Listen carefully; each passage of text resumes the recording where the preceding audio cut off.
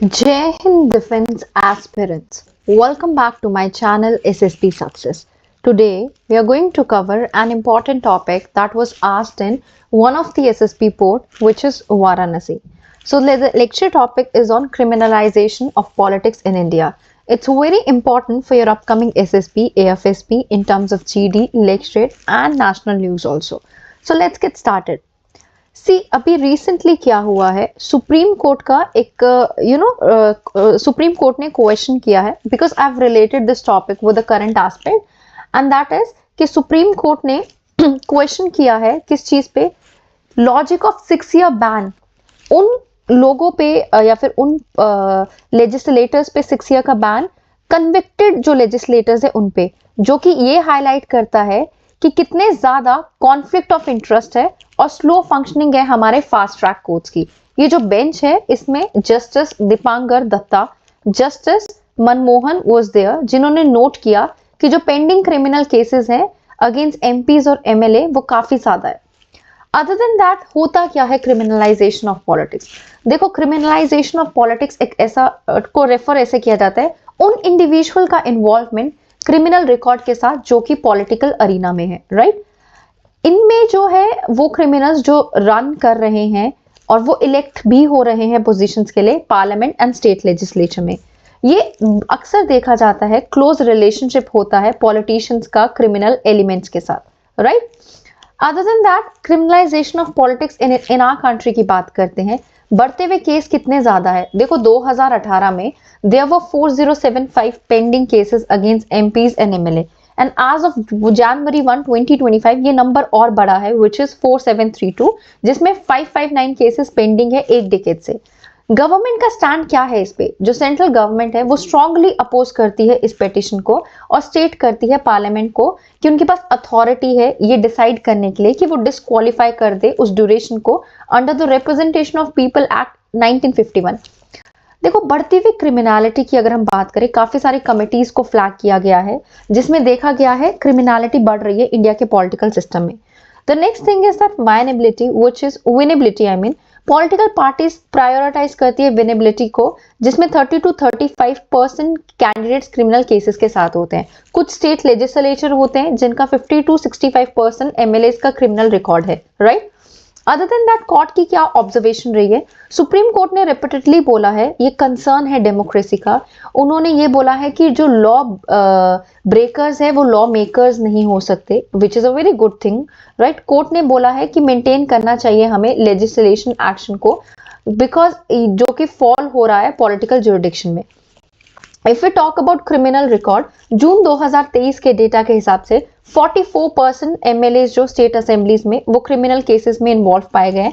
सितंबर 2023 के हिसाब से 40%, which means 763 MPs in the parliament they have criminal cases. If we talk about Rajya Sabha, उसमें कितना है? 33%। लोकसभा के एमपीज में 46%। ये डेटा है 2024 का। 30% ऑफ केसेस एमपीज और एमएलए के अगेंस्ट पेंडिंग है फ्रॉम द पास्ट 5 years, जो हाईलाइट करता है पेंडिंग केसेस को। ओडिशा में 323 है आउट ऑफ 455 केसेस, महाराष्ट्र में 169 है आउट ऑफ 482 केसेस। तो ये कंसर्न है बहुत बड़ा।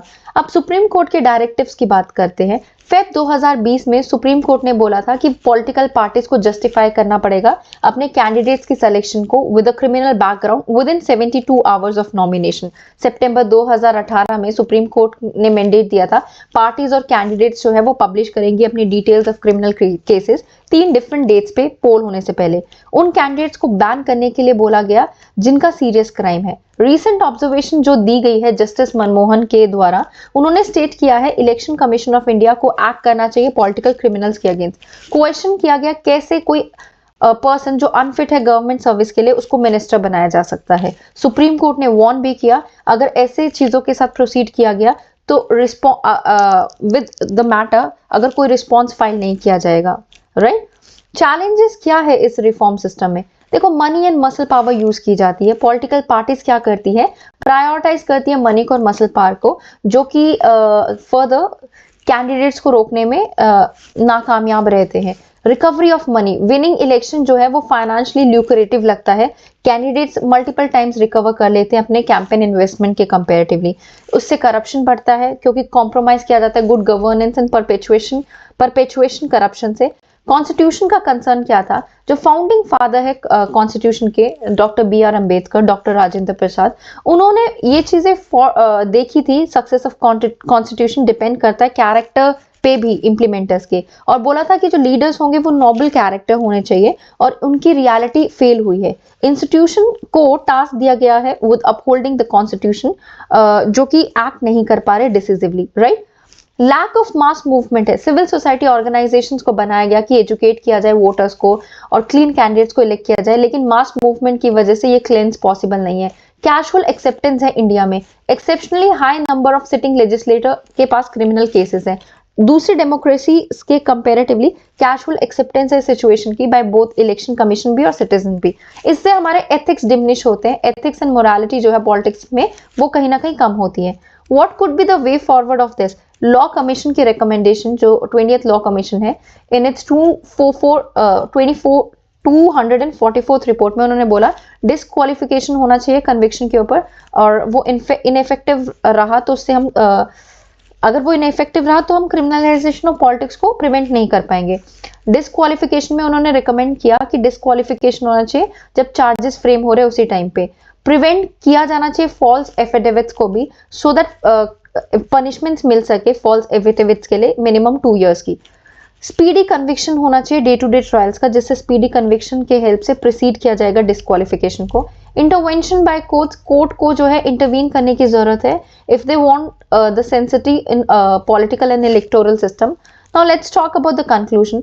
सुप्रीम कोर्ट का स्टांस क्या है? सुप्रीम कोर्ट का स्टांस काफी अनसर्टन है बिकॉज उनके स्टिफ ऑपोजिशन है सेंटर से, जो रिजेक्ट करते हैं लाइफ टाइम बैन्स को कन्विक्टेड पॉलिटिशियंस के। और की क्वेश्चन फिर भी वहीं का वहीं है कि सुप्रीम कोर्ट को भी एक फर्म स्टांस लेना पड़ेगा criminalize politicians के against, right? So guys, that was all. I hope you like the video. If you like it, do like it, share it and subscribe our YouTube channel SSP Success.